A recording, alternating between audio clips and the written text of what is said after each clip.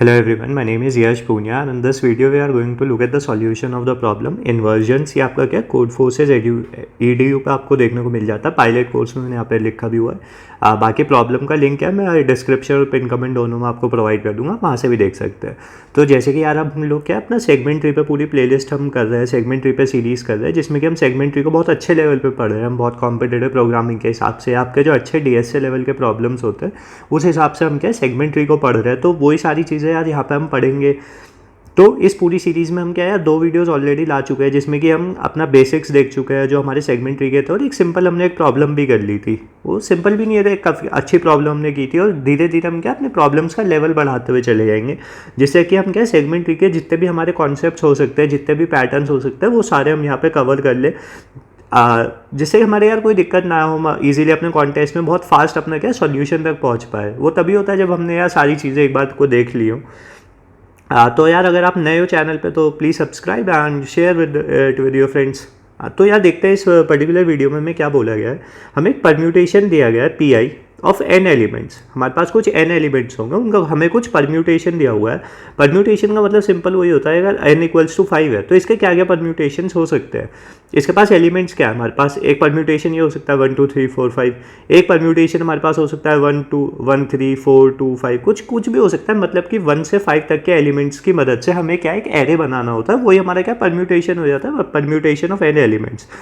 तो हमें एक इस तरह का परम्यूटेशन दिया जाएगा, ठीक है, हमें एक इस तरह का परम्यूटेशन दिया जाएगा। तो हमें क्या पूछा है, for each i the number of j such that j is less than i and pj is greater then pi।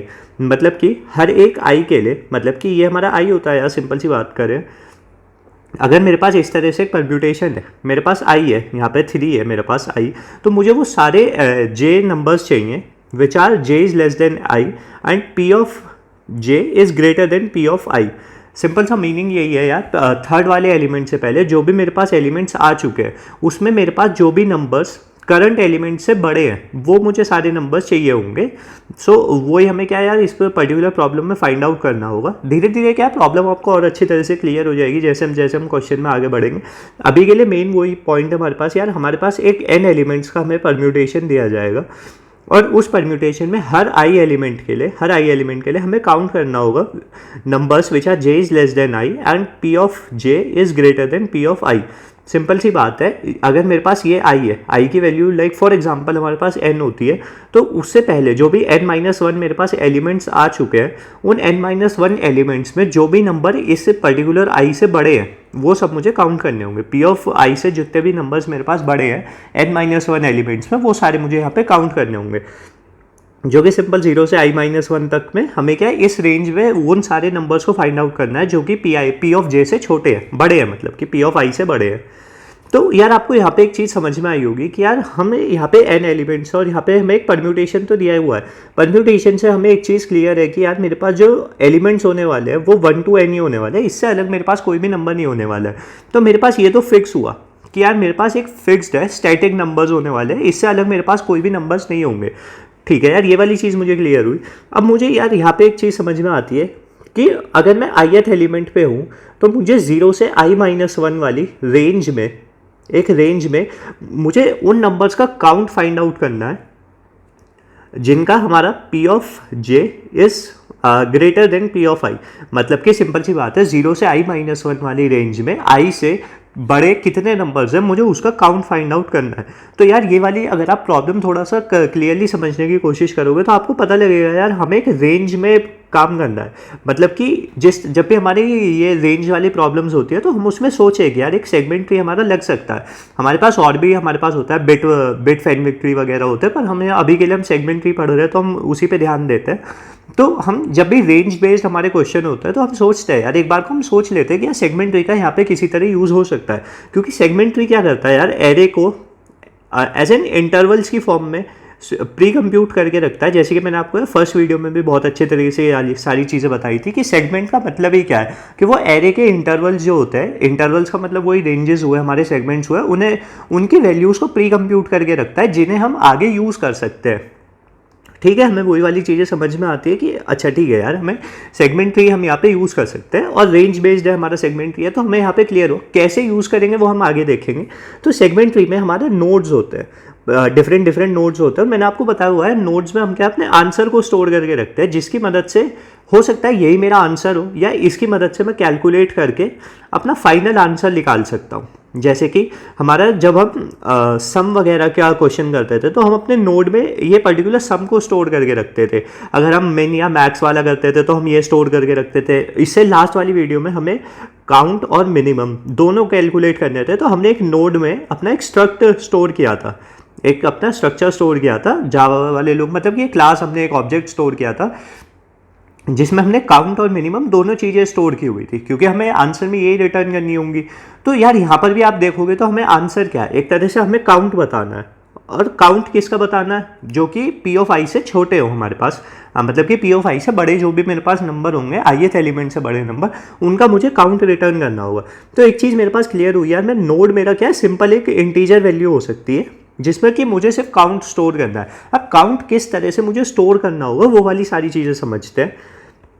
मैं आपको क्या कहता हूँ यार, हमारे पास परम्यूटेशन है, मेरे पास n इज इक्वल्स टू 5 है, तो मेरे पास यार फिक्स है कि मेरे पास एलिमेंट्स क्या होने वाले हैं, 1 2 3 4 5 ही मेरे पास एलिमेंट्स होने वाले हैं, इससे डिफरेंट मेरे पास कोई भी एलिमेंट नहीं होगा। तो ठीक है यार, अब मैं क्या कहता हूँ, क्योंकि हमारे पास डिफरेंट डिफरेंट परम्यूटेशंस है, अब यहाँ से हम क्या प्रॉब्लम स्टेटमेंट से थोड़ा सा क्लियर होके चलते हैं तो हमें समझ में आएगा। ये सब मैंने यार यहाँ पे भी लिखा हुआ है, आप चाहो तो पढ़ भी सकते हैं, क्योंकि हमें आई चाहिए which is PR5 greater than, तो और मतलब कि जो भी नंबर्स ऑलरेडी अपीयर हो चुके हैं। तो मैंने यार जैसे कि यहाँ पे भी लिखा हुआ है, क्योंकि हमें आई से एन में चाहिए, तो हमारे पास दो तरह की क्वेरीज है यहाँ पे। एक तो क्वेरी है, हमारे पास क्वेरी यहाँ पे नहीं है, मतलब कि सिंपल से हम मुझे क्या काम करना है कि मेरे पास जो इंटीजर वैल्यूज़ है लाइक 4 1 3 एंड 5 एंड 2, ये मेरे पास एक परम्यूटेशन मुझे दिया गया है, मैं P से रिप्रेजेंट कर दे रहा हूँ, कैपिटल P से, ये हमारे पास एक परम्यूटेशन दिया गया है। तो 4 से पहले एक भी नंबर नहीं है, तो इसका आंसर 0 हुआ।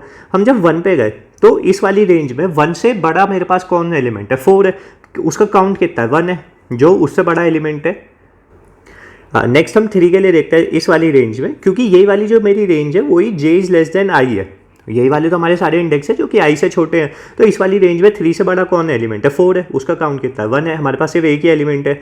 सेम आप 5 से देखते हो, तो आप इस वाली रेंज में देखते हो 5 से बड़ा कोई भी नहीं है, तो 5 के लिए आंसर 0 हो जाता है। 2 के लिए आप देखते हो तो इस रेंज में 2 से बड़े कौन कौन है, 4 है, 3 है, 5 है, तो इसलिए 2 का आंसर हमारे पास 3 हो जाता है। इस तरह से ये हमारा फाइनल आंसर हुआ।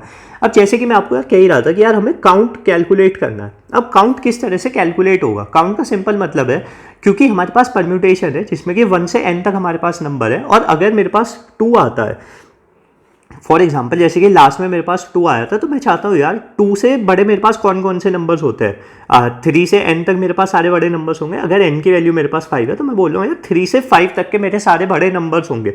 तो मैं एक चीज़ ना काउंट कर लूँ, मैं क्या काउंट कर लूँ कि मैं अपने सेगमेंट ट्री में इस चीज़ को स्टोर करके रखूँ, क्या 2 से बड़े जो नंबर्स है 3 से 5 है वो पहले आ चुके हैं या नहीं आ चुके। पहले आ चुके का मतलब क्या है यार, थोड़ा सा आगे समझते हैं। जैसे कि मैं आपको क्या इससे प्रॉब्लम से समझाने की कोशिश करता हूँ। हमारे पास यही प्रॉब्लम थी 41352। मैं आपको क्या बोल रहा हूँ, क्योंकि हमारे पास नंबर 1 to n ही होने वाला है, तो आप 1 to n वाला सेगमेंट ट्री बनाओ। हमारे पास मतलब कि हम यही तो पढ़ते थे यार, सेगमेंट ट्री में आपके पास एक तो लीफ नोड्स होते थे और आपके पास वो होते थे इंटरनल नोड्स। इंटरनल नोड्स हमारे कौन कौन से होते थे, ये वाला ये वाला ये वाला ये वाला, जो कि रेंज का हमारा आंसर स्टोर कर रहे हैं। ये हमारे लीफ नोड्स हुए, ये भी एक रेंज का आंसर स्टोर करते हैं, पर इसमें क्या है, जो हमारा सेगमेंट है उसकी लेंथ 1 है, तो मतलब कि ये हमारा ओरिजिनल जो हमारा एरे होता था उसकी वैल्यू स्टोर करते थे। हम यहाँ पे एरे की वैल्यू स्टोर नहीं करवा रहे। एक तो हमारा जो बेसिक हमारा सेगमेंट ट्री होता था, बेसिक सेगमेंट ट्री में हम क्या है, एरे में जो हमारे इंटीजर्स होते थे, एरे के जो एलिमेंट्स होते थे हमारे पास, उन्हें हम यहाँ पे स्टोर करा के रखते थे। बट एरे के एलिमेंट्स को स्टोर ना कराकर यहाँ पर आप क्या करो, क्योंकि हमारे पास एलिमेंट्स 1 to n है, आप 1 to n वाले एलिमेंट्स को सबको स्टोर कराओ। और हम क्या है, इसे कुछ लोग डायनेमिक सेगमेंट ट्री भी बोल देते हैं, आप बोलना चाहो डायनेमिक सेगमेंट ट्री भी आप बोल सकते हो, लेकिन हम यहाँ पे क्या कर रहे हैं, हम सेगमेंट ट्री में अपना ऐसा एज सच ऐसा नहीं करेंगे कि हमने पहले से बिल्ड करके रख लिया। हम स्टेप बाय स्टेप बिल्ड करेंगे और अपना धीरे धीरे आंसर लाने की कोशिश करेंगे। और कैसे स्टेप बाय स्टेप बिल्ड करेंगे, फॉर एग्जांपल जैसे मेरे पास आई की वैल्यू 3 आई, पी ऑफ आई की वैल्यू 3 आई, एंड मैं चाहता हूँ कि यार उससे पहले मेरे पास उससे बड़े कितने नंबर्स आ चुके हैं। तो मैंने क्या बोला है कि यार 3 से बड़े कौन कौन से नंबर है, 4 और 5 है। तो आप 4 और 5 वाली रेंज में देखो क्या 4 और 5 पहले आ चुके हैं या नहीं आ चुके। कैसे पहले आ चुके हैं वाली बात हो रही है, मैं आपको समझाने की कोशिश करता हूँ। मेरे पास ये वाला परम्यूटेशन है 41352। हम स्टार्ट करते हैं 4 1 3 5 2।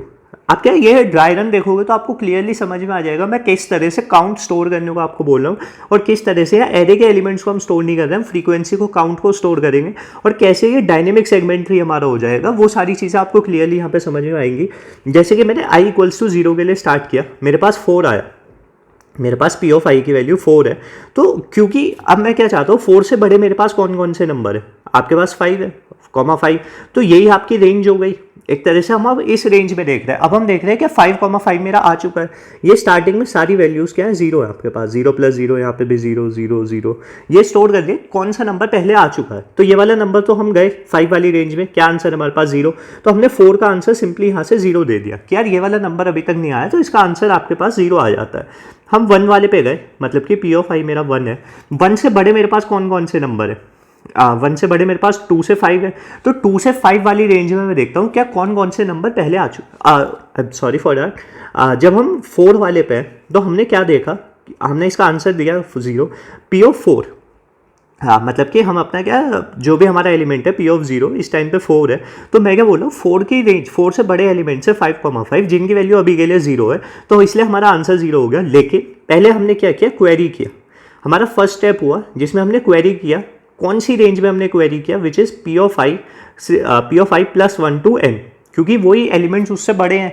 तो हम ये चेक कर रहे हैं क्या जो एलिमेंट्स उससे बड़े हैं वो पहले आ चुके हैं या नहीं आ चुके, और सेकंड में हम उसे क्या है अपडेट कर देंगे इस करंट वैल्यू को, जो हमारा P ऑफ i था विच इज़ 4, तो 4 की वैल्यू को आप अपडेट कर दो कि यार 4 जो है अब आ चुका है, तो इसकी वैल्यू 1 हुई यहाँ पर, ये 1 + 0 यहाँ पे 1 हो जाता है, एंड दिस इज़ 1।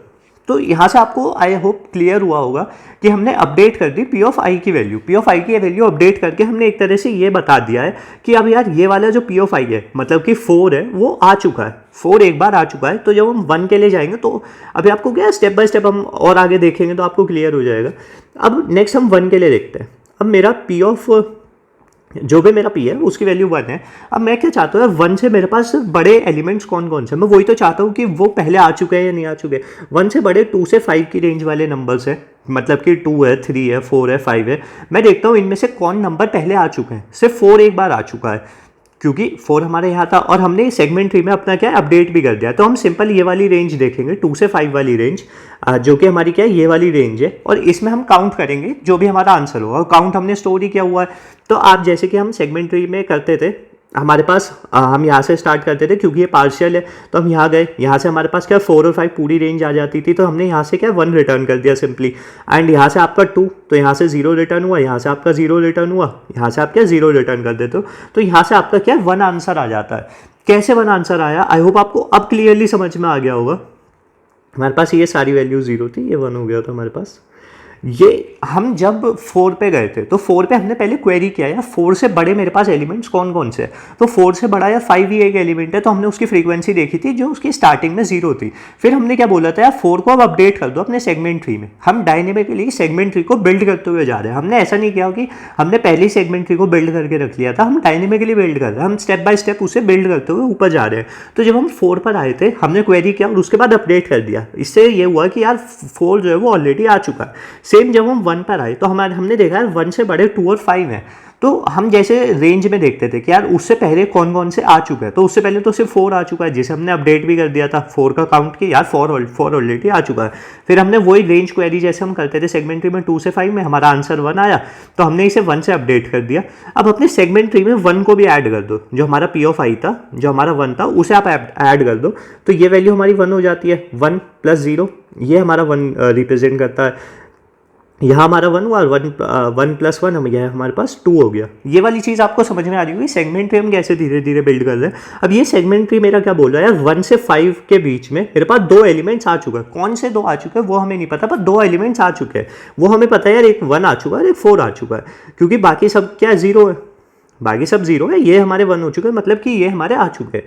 अब नेक्स्ट हम सेम 3 पे जाते हैं। 3 से बड़े हमारे पास कौन कौन से नंबर है, 4 और 5 है। हमें पता है 4 ऑलरेडी आ चुका है, तो हम लोग इसी रेंज में आंसर ढूंढेंगे कि यार 4 से 5 की वैल्यू क्या है, 1 है, तो यहाँ से हमने 1 रिटर्न किया और 3 को अब ऐड कर दो अपने सेगमेंट ट्री में। तो हमने यहाँ पे 3 को ऐड किया, तो ये हमारे पास वैल्यू 2 हो जाती है और ये वैल्यू हमारे पास 3 हो जाती है। तो अब हमें पता लग गया यार 1 से 5 में 3 एलिमेंट्स आ चुके हैं, विच इज़ 1, 3 और 4 हमारे सेगमेंट ट्री में ये वैल्यूज़ आ चुकी है। नेक्स्ट हम 5 पे जाते हैं। पी मेरा 5 है, 5 से बड़ी कोई रेंज है ही नहीं, मतलब कि आप 6 to 5 हो जाएगा, 6 हो जाएगा, जो कि उससे बड़ी होगी तो सिंपली हम यहाँ पे 0 रिटर्न कर देते हैं, क्योंकि उससे बड़ा कोई नंबर ही नहीं है हमारे पास। फिर हम 2 पे जाते हैं, p इक्वल्स टू 2 होता है हमारा। 2 से बड़े कौन कौन से नंबर है, 3 4 5 है, तो हमारी रेंज क्या हुई 3 से 5, तो आप 3 से 5 वाली रेंज में गए, ये वाली जो हमारी रेंज है, इसका एक आंसर हमारे पास 1 आ गया, एक यहाँ से 1 आ गया, और 1 + 1 नहीं, जब हमारे पास 5 था, जब हमारे p इक्वल्स टू 5 था, तो हम अपडेट तो करेंगे ही ना उसकी वैल्यू को, तो हम यहाँ पे 5 की वैल्यू भी अपडेट कर देंगे, तो ये 2 हो जाएगा एंड ये 4 हो जाएगा हमारे पास, क्योंकि अब 4 वैल्यूज़ हमारे पास आ चुकी है। अब जब हम 2 पर गए तो हमने सिंपली 2 के लिए काउंट हमें कहाँ से देखना था, विच इज़ 3 to 5, 3 to 5 की हमने रेंज देखी, विच इज़ 2 + 1 3, तो यहाँ से हमारे पास आंसर 3 आ गया, और फिर 2 की वैल्यू भी आप अपने सेगमेंट ट्री में ऐड कर दो, विच इज़ हमारे पास यहाँ पे वो 2 है, ये 2 है, 2 + 1 ये मेरे पास 3 हो जाता है, 3 + 2 मेरे पास यहाँ पे 5 हो जाता है। 5 हमें क्या बता रहा है, 1 से 5 तक के सारे एलिमेंट्स आ चुके हैं।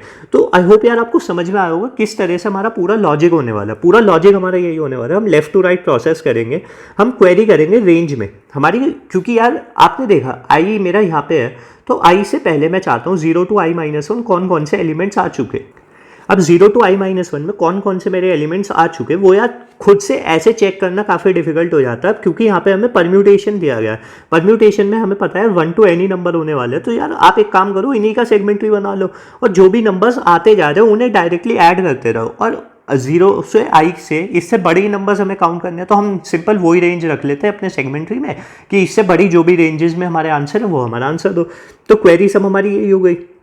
अब जैसे 2 है तो हम 3 से 5 में ही तो देखना चाहते हैं, 3 आपका क्या हुआ p of i + 1 एंड 5 आपका क्या हुआ n हुआ, तो हमारी यहाँ पे रेंज आ गई कि इस वाली रेंज में आपका क्या आंसर हो सकता है, मतलब कि काउंट बता रहा वो कितने नंबर उससे बड़े हैं और कौन नंबर पहले आ चुके हैं, तो हम बाद में उसे अपडेट कर देंगे, इंक्रीमेंट कर देंगे 1 से वैल्यू को, तो उससे हमें पता लग जाएगा कि यार ये नंबर अब ऑलरेडी आ चुका है हमारे पास। और जैसे आपको पता ही होगा यार, ऑफ log n में हमारा सारा काम हो जाता है, n log n हमारी क्या है, टोटल टाइम कॉम्प्लेक्सिटी हो जाती है, क्योंकि हम हर एलिमेंट के लिए हम n इक्वल्स टू जो भी मेरे 5 है, हर एलिमेंट के पहले हम अब क्वेरी करेंगे, क्वेरी हमारी log n में हो जाएगी, और अपडेट करेंगे जो कि हमारा दोबारा से log n में होगा, एक ही ऑपरेशन में से परफॉर्म होगा, पर ये हमारे n और नंबर ऑफ ऑपरेशंस होने वाले हैं, तो n टाइम्स log n हमारी टाइम कॉम्प्लेक्सिटी हो जाएगी। स्पेस कॉम्प्लेक्सिटी हमारी ऑफ n log n ही होगी, क्योंकि हम क्या है यहाँ पे ट्री बिल्ड करते हैं, नहीं हमारी O of n होगी, क्योंकि हम क्या है एक एरे बनाते हैं 4 times n का सेगमेंट्री में, दैट्स वाई।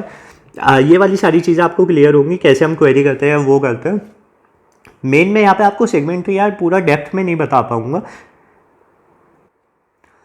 तो आगे यार आपको समझ में आ गया होगा कि कैसे हमने सेगमेंट्री पूरा समझा और कैसे इस पर्टिकुलर प्रॉब्लम को, इन्वर्जन वाली प्रॉब्लम को सॉल्व किया।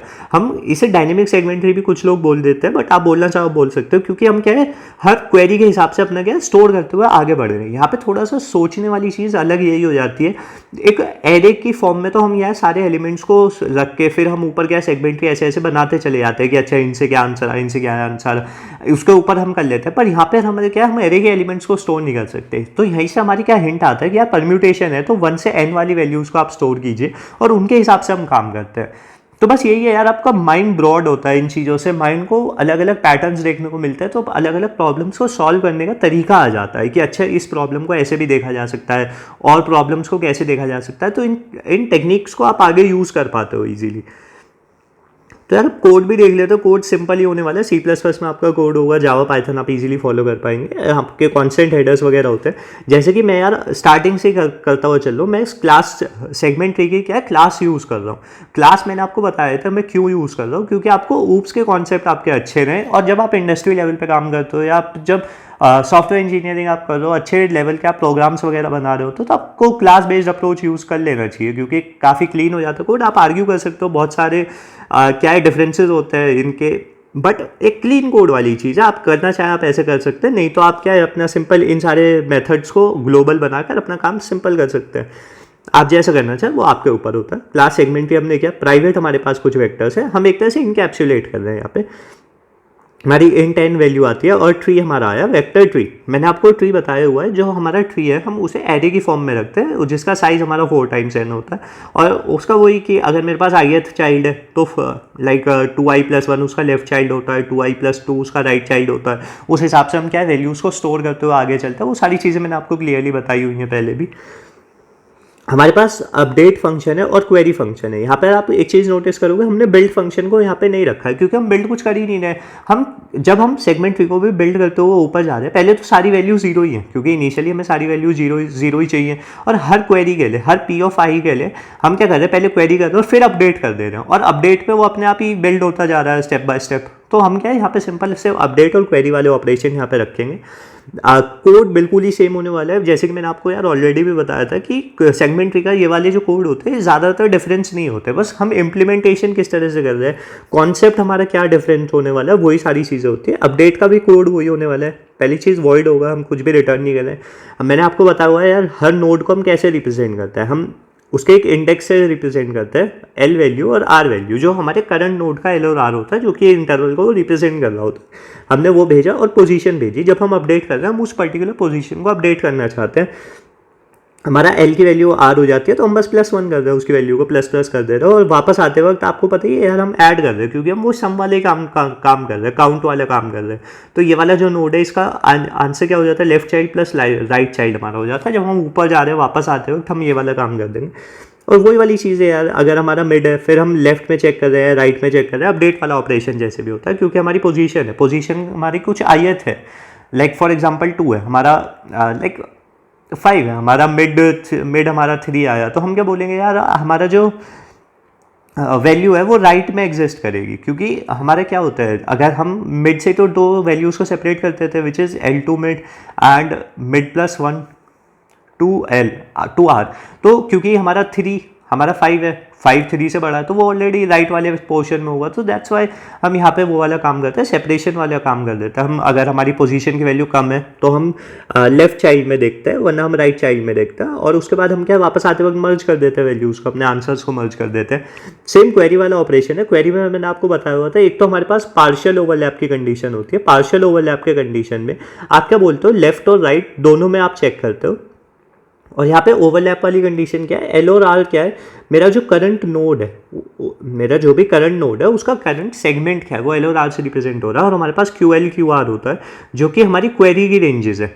उनके हिसाब से हम देखते हैं कि पार्शियल ओवरलैप हो रहा है या फिर हमारे पास कंप्लीट ओवरलैप हो रहा है। जब कंप्लीट ओवरलैप है आपके पास, तो आप क्या करते हो, बस रिटर्न कर देते हो जो भी उस नोड में हमारी वैल्यू होती है, तो बस उस नोड की वैल्यू आप रिटर्न कर देते हो। या फिर हमारे पास नो ओवरलैप की कंडीशन आती है। नो ओवरलैप की कंडीशंस पे मैंने आपको बताया ना, सिंपल यार, आप वही वाले काम है। मेरी एल और आर की वैल्यू ये है, अगर मेरी Q R like Q L Q R इस तरह से हो जाए तो ये पार्शियल हमारा हो रहा है। अगर क्यू एल क्यू आर मेरा यहाँ पे आ जाए तो ये नो ओवरलैप की कंडीशन है। आप यहाँ पे देखो, मेरे पास क्यू एल है, क्यू आर है, एल और आर यहाँ पे आ जाए तो ये क्या है, पूरा कंप्लीट ओवरलैप की कंडीशन है। इस तरह से होता है। नो ओवरलैप की कंडीशन में हम सिंपल रिटर्न कर देते हैं एक डिफॉल्ट वैल्यू, क्योंकि हम यहाँ पे हम समी काम कर रहे हैं, तो हम यहाँ पे 0 रिटर्न कर देते हैं जब हमारे पास नो ओवरलैप की कंडीशन आएगी। ये सारी चीज़ें मैंने आपको क्लियरली पहले भी बताई हुई, या मैंने एक बार थोड़ा सा आपको रिवाइज भी करा दिया कि कैसे हम करते हैं। बाकी वही है सब। नो ओवरलैप में हम 0 रिटर्न कर देंगे, कंप्लीट ओवरलैप में हम इंडेक्स रिटर्न कर देंगे। नहीं तो हम क्या है, लेफ्ट चाइल्ड और राइट चाइल्ड की वैल्यूज, लेफ्ट और राइट आपको पता ही है, मिड सम करता है। उसके बाद 2 टाइम्स मिड +1 और 2 टाइम्स मिड +2 से हमारा क्या है, IDX +1 +2 से हमारे लेफ्ट चाइल्ड और राइट चाइल्ड आता है। हम दोनों को एक्सप्लोर करते हैं। एंड सिंपल जो हमारे फंक्शन है, हमने पब्लिक फंक्शन है जो हम एक्सपोज कर रहे हैं अपने यूज़र को, वो हमारे हो जाता है सेगमेंट ट्री से वो कॉल करता है एज अ रेफरेंस। तो हमारा क्या है, n इनिशियलाइज हो जाता है और हम ट्री को असाइन कर देते हैं 4 टाइम्स n वैल्यू। और हम यहाँ क्या 0 से इनिशियलाइज कर रहे हैं, हम सारी वैल्यूज़ को चाहते हैं स्टार्टिंग में 0 रहे। उसके बाद हम क्या करते हैं, ऐड और रेंज सम वाला हमारा काम है। ऐड में हम क्या करते हैं, जो भी हमारी पोजीशन आई, जो भी हमारा एलिमेंट आया, उसे आप अपडेट कर दो। मैंने यहाँ पे 1 और n रखा हुआ है अपने करंट की एल और आर की वैल्यू, क्योंकि हम यहाँ पे क्या है, 1 बेस्ड इंडेक्स की बात कर रहे हैं। क्योंकि 1 बेस्ड इंडेक्स है CSES की, वो आपकी इस वाली पर्टिकुलर प्रॉब्लम में 1 बेस्ड इंडेक्सिंग का काम है, क्योंकि हमारे पास वैल्यू 1 to n है, 0 to n-1 होती, तो हम यहाँ पे वो वाली रेंजेस को प्रोवाइड करते हैं 0 to n-1 वाली को। अभी के लिए हमने क्या 1 to n वाली को प्रोवाइड किया। रेंज सब में आपके पास हम देखेंगे, अगर एल की वैल्यू ग्रेटर देन आर हो जाती है तो हम रिटर्न 0 कर देते हैं। ये वाला कंडीशन आपकी कब आएगी, जैसे कि लाइक आपका n = 5 है, तो हमारी रेंज क्या होती थी, P of i +1 to n। अब यहाँ पे हमारी क्या हो गई, 6 to 5 हो गई, तो ये हमारे क्या है, l की वैल्यू ग्रेटर देन r हो गई, तो उस केस में आप बस रिटर्न 0। तो हमने वो एज केस यहाँ पे संभाला हुआ है, बस बाकी कुछ भी नहीं है। तो l = r greater than r होता है तो हम बस रिटर्न 0 कर देते हैं, वरना हम क्वेरी को अपना रिटर्न कर देते हैं एल और आर की वैल्यू जो भी होती है उसे प्रोवाइड करके। हाँ, नेक्स्ट हमारा मेन फंक्शन स्टार्ट होता है। मेन फंक्शन में हम first input output as usual हम यूज़ करेंगे। एन की वैल्यू हमने रीड की, उसके बाद जो हमारा वेक्टर था, परम्यूटेशन था, हमने एक वेक्टर में स्टोर किया उस वैल्यू को। उसके बाद सेगमेंट ट्री हमारा आया, एस टी ऑफ एन से हमने इनिशियलाइज किया, हमारा एस टी हमारा सेगमेंट ट्री हुआ, एन हमने दिया जो भी हमारा एरे का साइज था। उसके बाद हमारा वेक्टर आ जाता है आंसर का। हम यहाँ पे सिर्फ n की वैल्यू पास कर रहे हैं जिससे कि हमारा वेक्टर का वो सेगमेंट ट्री का हमारा जो है साइज हमें पता लग सके। हम यहाँ पे एरे को पास आउट नहीं कर रहे परम्यूटेशन को, क्योंकि हम स्टेप बाय स्टेप बिल्ड करेंगे। और ये आंसर हमारा वेक्टर हो गया जिसमें हम अपने आंसर को स्टोर कर लेंगे। तो हम हर वैल्यू को 0 to n माइनर में हम जाएंगे। हम पहले चेक करेंगे कि आप वो कितने नंबर उससे पहले आ चुके हैं, तो वो हमारे रेंज सम से आ जाएगा। और ये मैंने आपको रेंज बताई दी है, p of i +1 to n से हम रेंज सम वाले फंक्शन में भेजेंगे st डॉट रेंज सम में, और आंसर ऑफ i में अपने क्या वैल्यू को स्टोर कर लेंगे। और फिर उसे सीन मार्क कर देंगे कि यार ये वाला जो हमारा ऑपरेशन था इसे अब अपडेट कर दो अपने सेगमेंट ट्री में, उसे आप उस वैल्यू को आप डाल दो। तो st डॉट ऐड हम कर देंगे p ऑफ i। फाइनली बस जो हमारा आंसर वाला एरे था उसे आप क्या प्रिंट कर दोगे, जैसा हम ऑलरेडी करते थे। आप टाइम कॉम्प्लेक्सिटी और स्पेस कॉम्प्लेक्सिटी में आपको एक बार ऊपर बता ही चुका हूँ। हल्का सा मैं आपको दोबारा से रिवाइज करा दूँ तो प्रॉब्लम बस यही है यार, मेरे पास 1 to n मेरे पास परम्यूटेशन है और मुझे 0 to i-1 वाली रेंज में देखना है ith एलिमेंट से छोटे कितने एलिमेंट्स आ रहे हैं, उनका काउंट मुझे रिटर्न करना है। अब क्योंकि मेरे पास परम्यूटेशन ऑफ नंबर्स है, 1 to n मेरे पास नंबर्स होने वाले हैं, तो मैंने क्या बोला यार आप डायनेमिक सेगमेंट्री बनाओ। आप एक इस तरह का सेगमेंट्री बनाओ जिसे हम स्टेप बाय स्टेप बिल्डअप करते हुए चलेंगे, जो भी एलिमेंट्स पहले अपीयर हो चुके हैं। अब क्योंकि परम्यूटेशन है, हमें पता होगा कि कितने एलिमेंट्स उससे पहले आ चुके हैं। तो एक तो हमें पता लग गया, क्योंकि हमें काउंट चाहिए उससे बड़े नंबर्स का, तो उससे बड़े नंबर्स हमारे पास क्या होंगे, p ऑफ i +1 से n उनकी रेंज होगी, वो सारे बड़े नंबर्स होंगे। तो हम बस ये चेक करेंगे क्या वो नंबर्स पहले आ चुके हैं या नहीं आ चुके हैं, और उनमें से कितने नंबर्स पहले आ चुके हैं या नहीं आ चुके। और जो भी ये नंबर आते रहते हैं फिर उसकी वैल्यू को हम क्या अपडेट भी करते हुए चले जाएंगे। उससे क्या स्टेप बाय स्टेप हम उस तरह से आगे बढ़ेंगे। तो यार यही इस पर्टिकुलर प्रॉब्लम का सॉल्यूशन था। अगर आपको अच्छा लगा हो तो प्लीज़ वीडियो को लाइक कीजिएगा, आप कमेंट करके बताइएगा आपको जो भी पार्ट अच्छा लगा। आप चाहते हो मैं सीरीज़ को कंटिन्यू कर रखूँ, और आप कोई और प्रॉब्लम चाहते हो मैं कवर करूँ, मैं वो भी करा दूंगा। And that's it for this video and have a nice day, see you in the next video.